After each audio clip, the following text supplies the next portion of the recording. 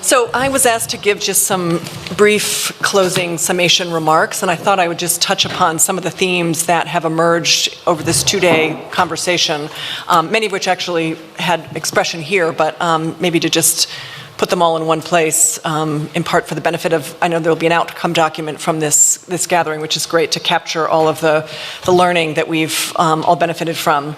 I guess I want to start with a comment that Ambassador Rapp made, which was to describe this international justice system as an ecosystem that has many different parts that are quite dependent upon each other, as any good ecosystem is, but that each piece needs to be nourished and cared for. And so when one starts to fail, the whole system can actually suffer. And so we need to continue to look for ways in which to invest in the various pieces and parts.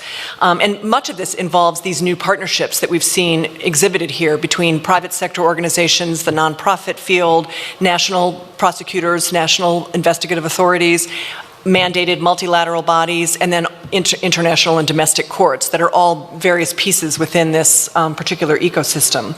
They're increasingly coordinated, they've never been more interoperable, and they're all kind of moving together in a direction of accountability and justice.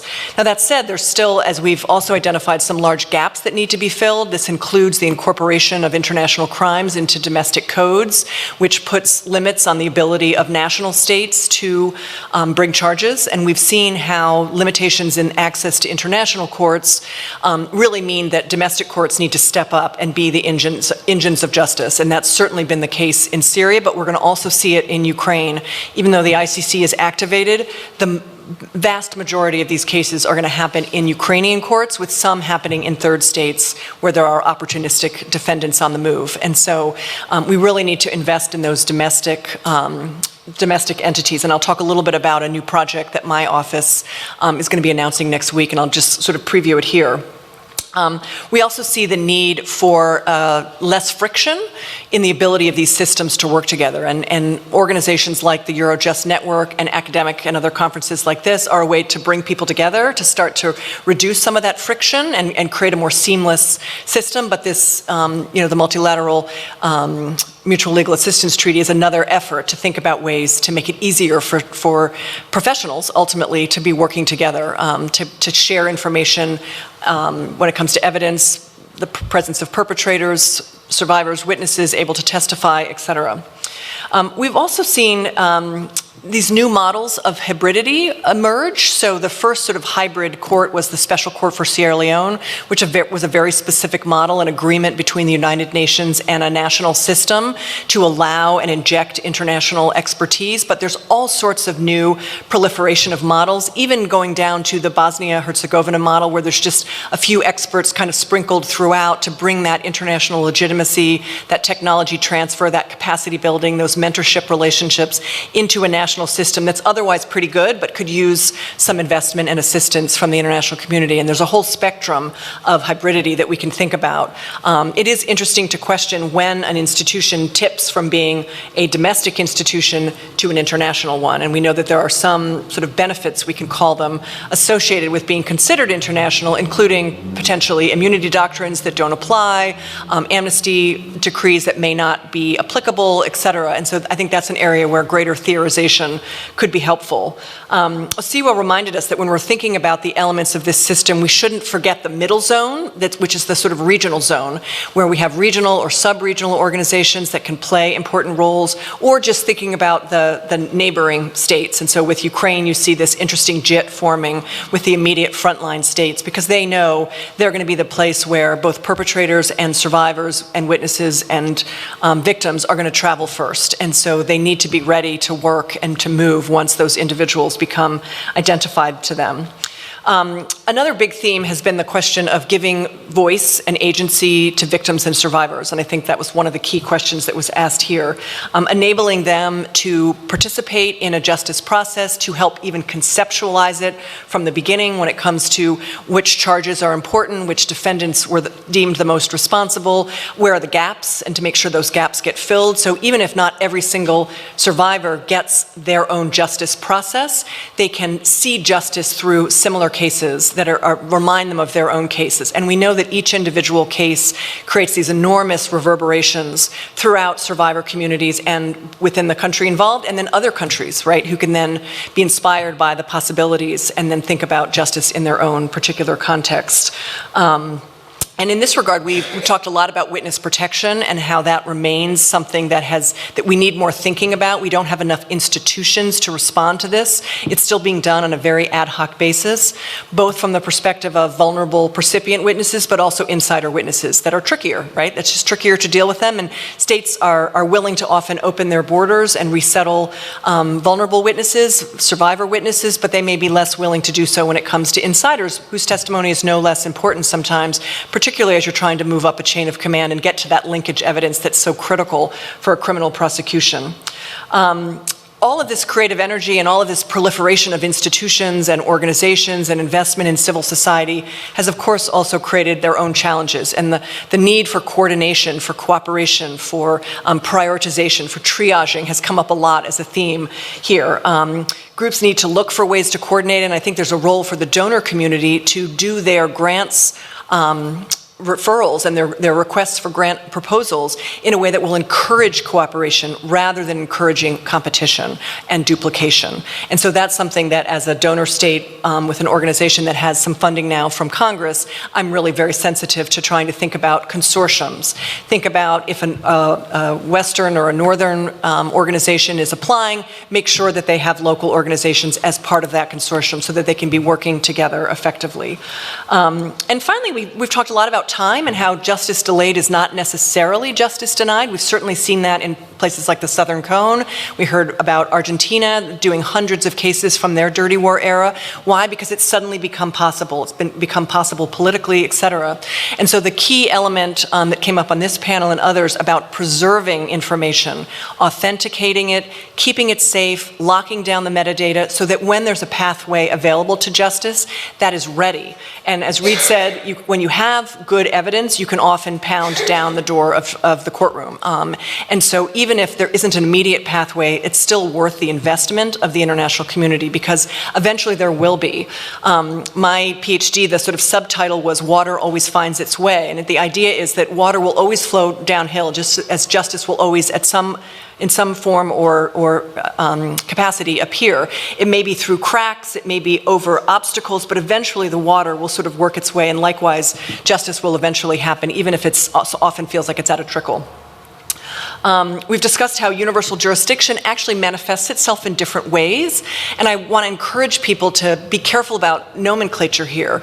There's lots of different ways to have extraterritorial jurisdiction. Some of it is more akin to sort of pure universal jurisdiction, whereas others have elements of nationality jurisdiction, and it's all about all the states taking on this obligation as has been delegated to them by the international community through international doctrines like universal jurisdiction, like erga omnes obligations, like treaty obligations that they've taken on that pledge to either prosecute domestically or to extradite somewhere. Let's think about this kind of ways in which cases are UJ or are UJ adjacent, maybe we can say. And so we shouldn't put so much stock in being universal jurisdiction when there are lots of cases that have many, many nexuses, if that's the plural of that word, to the prosecuting state from the perspective of where the witnesses now live, where they now are seeking immigration benefits, where the perpetrators have landed, where there may be expert testimony or percipient witnesses available.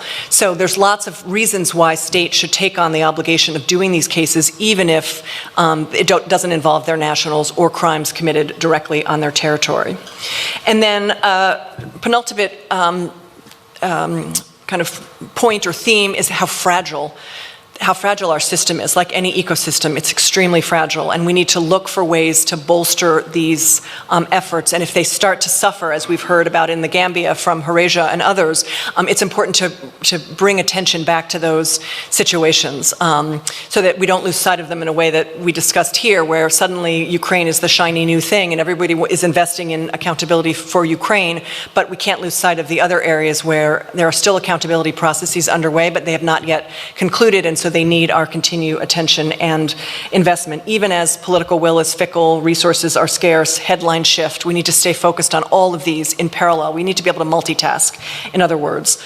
And then finally, it's now axiomatic that the situation in Ukraine has been recognized as an enormous global tragedy, but it has also, I think, reinvigorated this idea of a global commitment, which, as Owiso noted, had started to wane a little bit, I think, in international affairs. Now suddenly, everyone is talking about accountability again. Many multinational organizations are reinvigorated. They're focusing on this again. There's renewed investment in the ICC. There's renewed interest in domestic processes, et cetera. And so if we can think about, I don't know if silver lining is the right word, but, you know, good things, hope can emerge from terrible tragedies. And I think this is one positive development that we now need to feel the wind at our backs, those of us that are pushing for justice, and push forward.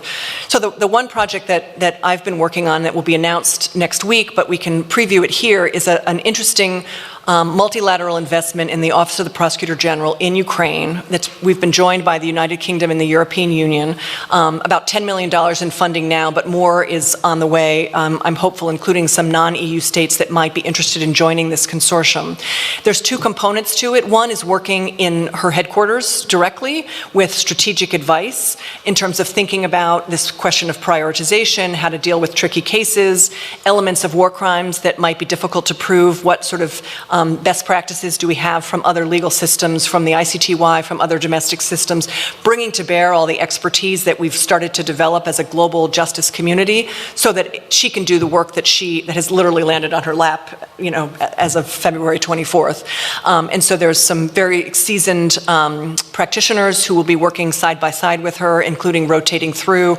They've started to do training modules, they've done advice memos, they've done case studies, for example, how the siege of Sarajevo was prosecuted, so that she can think about how to prosecute the siege of Mariupol.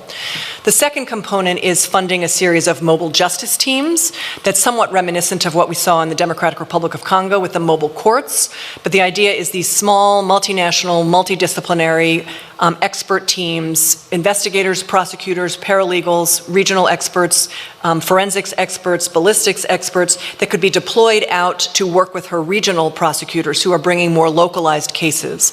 And so dealing with cases that are happening in some of the smaller jurisdictions so that they don't all need to have in-house expertise all the time, but these mobile justice teams can move. Some of them will be assigned to particular regions and some of them will be more thematic. So SGBV, sexual violence, weapons, looking at different types of ballistics and the proportionality analyses that are going to be necessary to bring war crimes charges for the use of those weapons. So this is a new project. It'll be announced at a high level next week, but that's one of the big investments that my office is now making to bring justice to Ukraine. So in closing, thank you, everybody. It was great to see you. Thank you so much to Klaus and his team for such a terrific effort, and I really look forward to staying in touch.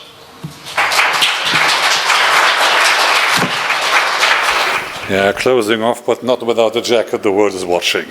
Since we stream this here, what a delight! A full 2-day conference with live colleagues, live people, live discussions, live laughter. Although the topics that we have are serious, and it's getting serious and more serious, and.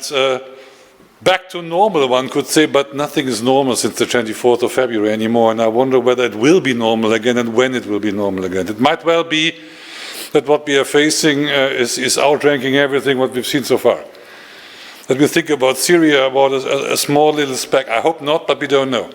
The only thing that I do know is that we have now a wealth of experience, of practical, theoretical, logistical, strategic experience that we all need to bundle, and I'm very happy to hear that these activities are all underway.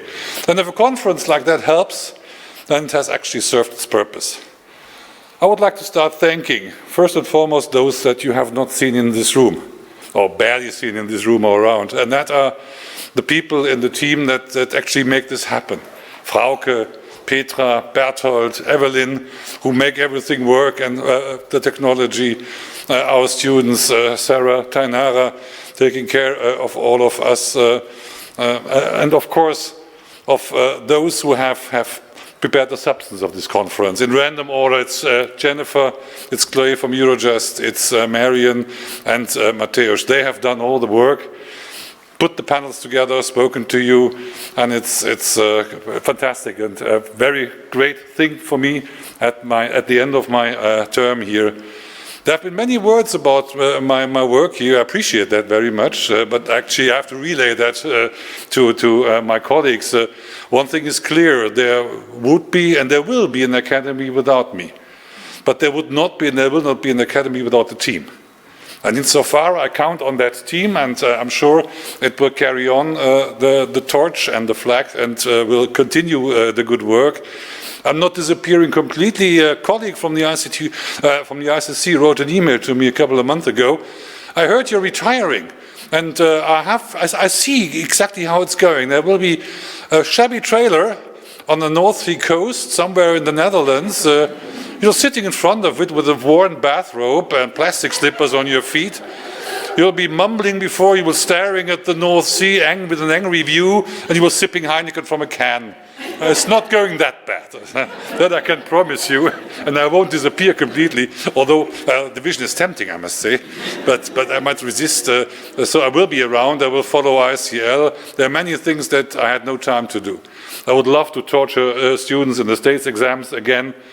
I would love to teach at the university again. I would love to blog and to read more and to write more. So lots of things, and I would love to attend the one or the other conference, just to throw my 5 cents in, or simply to bicker around or something like that. So you will see me again, although not as regularly as I've been here. It has been, as I said, a delight and a pleasure. And without all of you, our panelists that come regularly to these conferences, that would also be not even a third of the fund. It would be less than that. So thank you very, very much for your ongoing support, through your active participation to our work.